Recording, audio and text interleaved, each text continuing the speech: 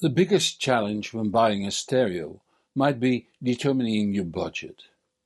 It needs to strike a fair balance between the value your money provides and the enjoyment of good music reproduction. And then there is your significant other, who might have a completely different opinion on this.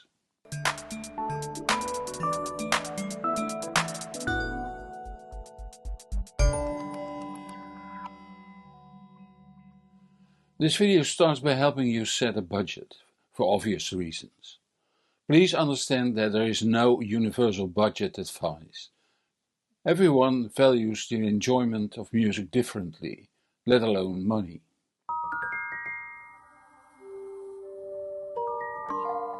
Although the world is a global marketplace now, there will be differences on price and availability locally. Since I'm Dutch, I think in euros and a European market. Converting prices to US dollars at the exchange rate of winter 2025, which is US dollars 1.16 against €1. A calculator will give you the answer. The difference is that in the US, shop prices are excluding sales tax, while European and UK prices are including VAT, the European sales tax. Like sales tax in the US varies per state, VAT varies per country. For luxury goods, the tariffs range from 17 to 25% and is lower in some very small tax haven countries like Andorra. See Wikipedia for details, link in the description. Furthermore, the distribution in Europe is slightly more expensive than in the US for reasons I won't discuss here. When ordering equipment abroad, it's always wise to check the exchange rate between the currency you buy in and yours. Check import duties and freight costs. Check how to get a VAT refund and ensure the equipment is suitable for your local grid voltage and frequency.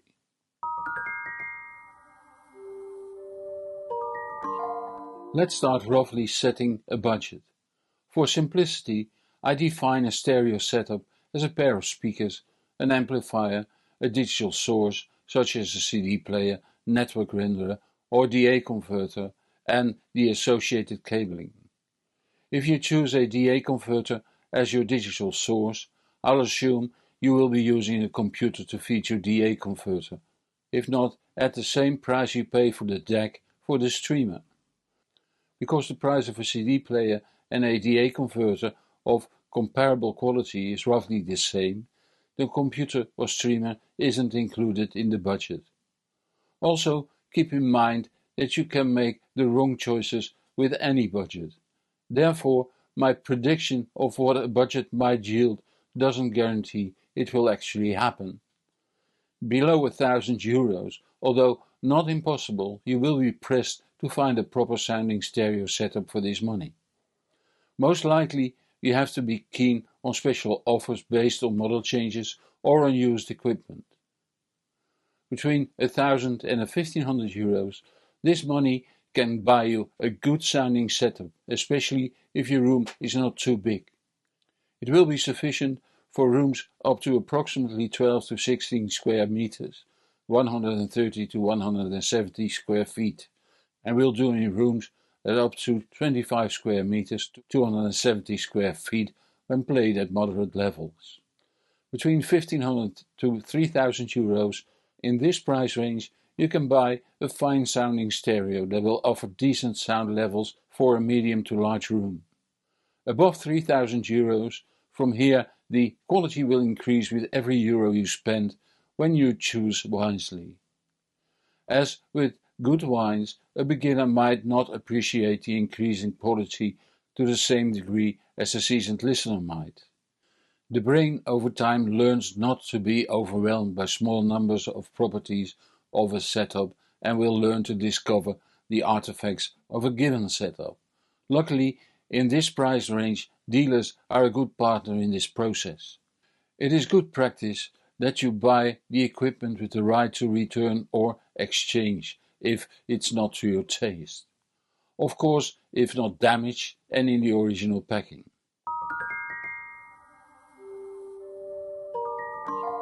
Once you determined your budget, The next step is selecting components. I recommend starting with the speakers for several reasons. First, speakers have the greatest influence on the sound character. To put it bluntly, there is no such thing as a perfect speaker for any price. So choose the speaker within your budget that has the fewest artifacts to your ears in the acoustics of your room. Second, speakers are the only components of a stereo that cannot be hidden. They almost always need to be in plain sight, as we will see in part 3 when the speaker placement is discussed. Therefore, it's wise to consult with the aesthetics committee before making such a purchase. Its preference may even differ from what you expect. My wife prefers larger floor-standing speakers to pedestal monitors. They are like birdhouses on poles, she finds. How much of your budget should go to speakers? There's no absolute percentage, but start with 45%. This table shows averages for all components, which are intended as a guide only. Especially with budget over €5,000, these percentages might not work at all. Decide on what's most important for you, design or sound. See reviews on the web and on YouTube, and start with local reviewers that at least reside on your continent. Only when you have a budget of several thousands, reviews from other continents might become interesting. Apart from local availability, local taste and tradition come into account too. The Japanese in general like piano lacquer or French polish on both loudspeakers and amplifiers. The Italians like Italian design with lots of polished metal. Scandinavians love products that have a nature look, and so on. Sound-wise, there might be differences in taste too, although that equalizes quickly now. The construction of houses also has its influence. Walls in American houses are more flexible than the brick and mortar or concrete houses found in many European countries. Since flexible walls absorb low frequencies, loudspeakers designed for American houses have slightly boosted output at those frequencies.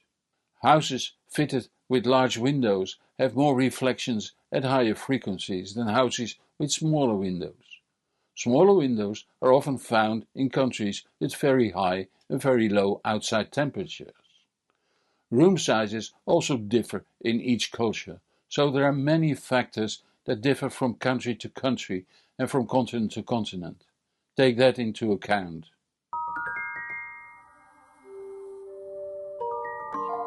When you have chosen a selection of potentially interesting speakers, there are two ways you can go, depending on your budget and preferences. One is to go to a box mover or buy on the internet. The other is to go to a well-established dealer. Both choices are valid as long as you have the right expectations. Buying from the internet might be the cheapest, but it's usually a higher risk. Make sure you choose a trusted vendor and see if the vendor is a member of your local Internet Vendor Association. Buying from an electronics supermarket has a lower risk as long as you stick to the larger chain stores. In both cases, do not expect expertise advice and check what the repair conditions are. Both channels might save you money if you know what you're doing, have some experience, or have a friend that helps you out. Combining a set of speakers and an amplifier does require some knowledge or experience. Again, if you have this experience or have a friend that has proven to have this experience, you're okay. But there are many urban legends out there. Also notice that many quality brands don't want to be sold through discount channels. They want a dealer to offer service to ensure customer satisfaction and consider pre- and after-sales support to be an integral part of their products. Since serious listening is hardly ever possible in electronic supermarkets and usually not possible when you buy online, you have to select your speakers on advice from others, like friends' recommendations or reviews. Needless to say that asking a dealer to do demos and then buying it at a discount outlet is unfair. He invested demo equipment, spends time in keeping up to date with the latest technologies, knows about the placement of audio equipment and can help you with system integration and so on. Since the man has to live too and has to pay for the training of the staff and renting the shop, discount is not his unique selling point. Rightly so, I might add.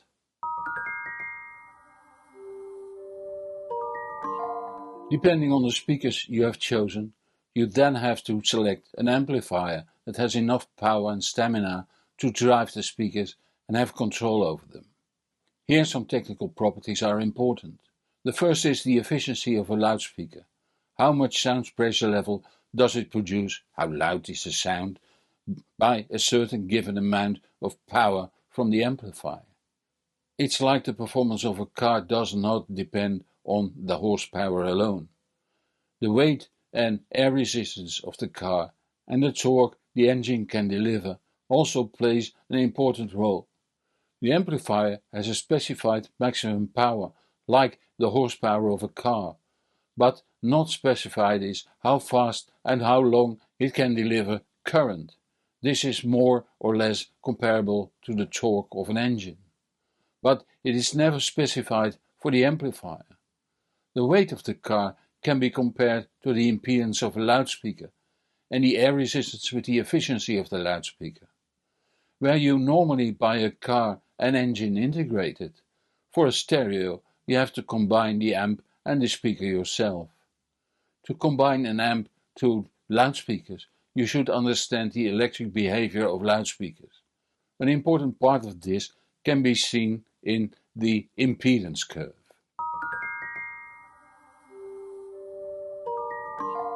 To see how amplifier-friendly a speaker is, the impedance and phase curve is measured. It is the most important measurement done on speakers for combining with an amp.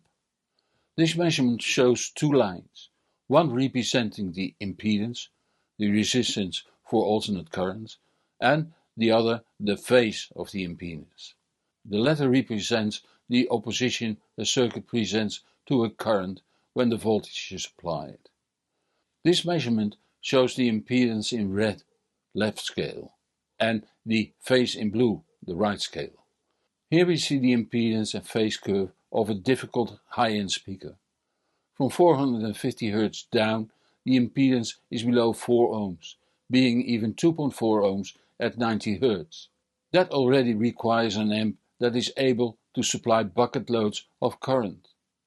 Another problem is found between 450 and 700 Hz, where the impedance still is low and is worsened by an inductive phase angle of 62 degrees, the blue line. That requires even larger currents from the amp. Since resonances also influence the impedance, artifacts like cabinet resonances might show up in the impedance curve as a small bump. It might be clear that the impedance and phase measurement is the most useful graph for both the dealer and the customer. It's not the easiest to read though. What you don't want is a very low impedance in the left half of the graph, especially not when the phase line deviates tens of degrees, positive or negative, at the same frequency range. For a more in-depth explanation, watch my video What About Loudspeaker Impedance? See the link in the top right corner at the end of this video and in the description below this video.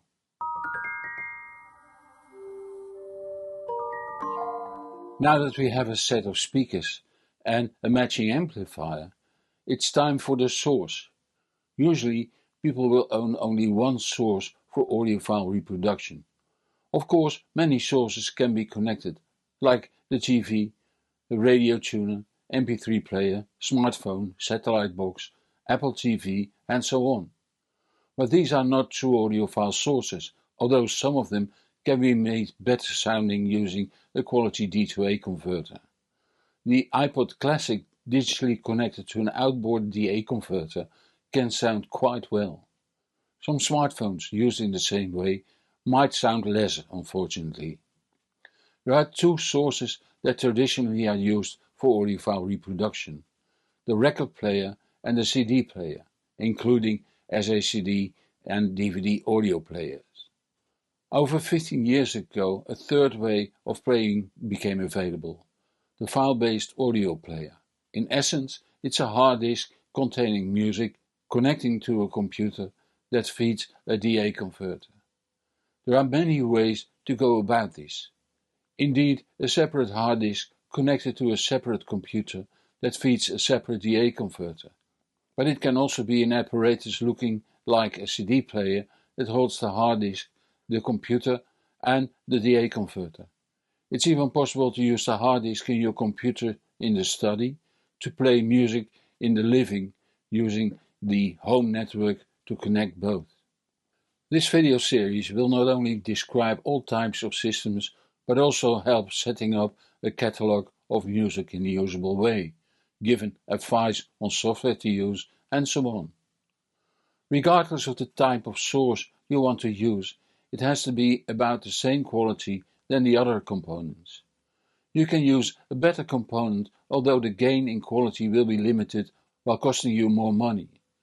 The best way to go about this is in the dealer's listening studio. Use a source that exceeds your budget and then replace it with a source of less quality. If you don't hear the quality difference, you could go one step further down.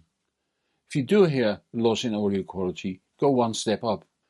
Continue doing this until you have found a good balance between the money you spend on the source and the sound quality of the speakers and amplifier you already have chosen.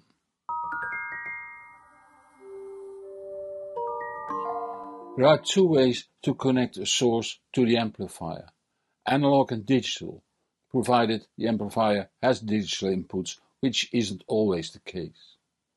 Let's look at the analog connections first. Here again, a division can be made. A record player and the rest.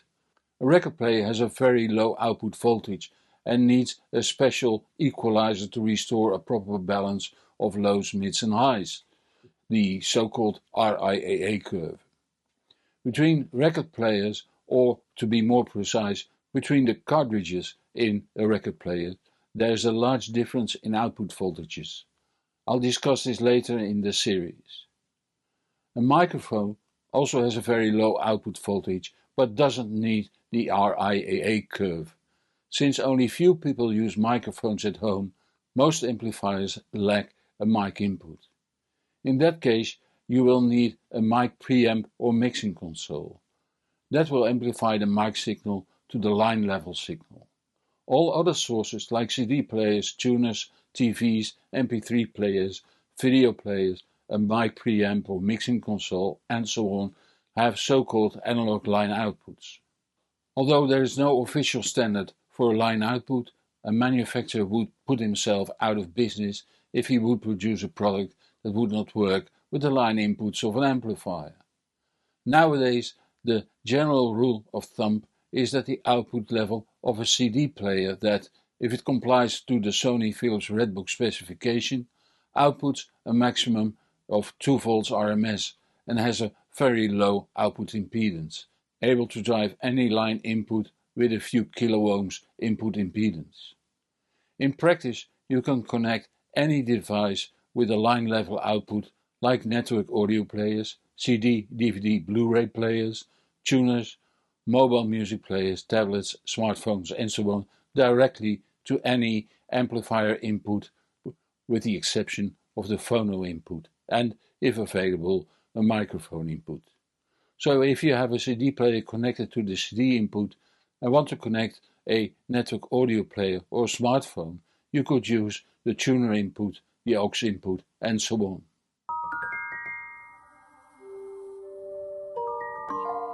This is the end of choosing a stereo part 1.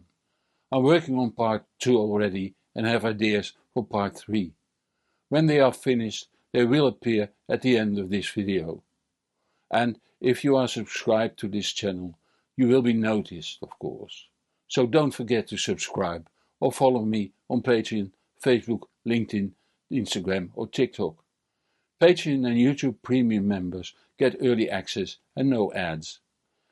If you like this video, please give it a thumbs up and share it. It really helps. A huge thank you to everyone who support this channel financially. You keep me independent and motivated. Just €1, pound or dollar makes a difference. It's really easily done using the QR code on the screen or the links in the description to contribute. I'm Hans Beekhuizen. Thank you for watching. And whatever you do, enjoy the music.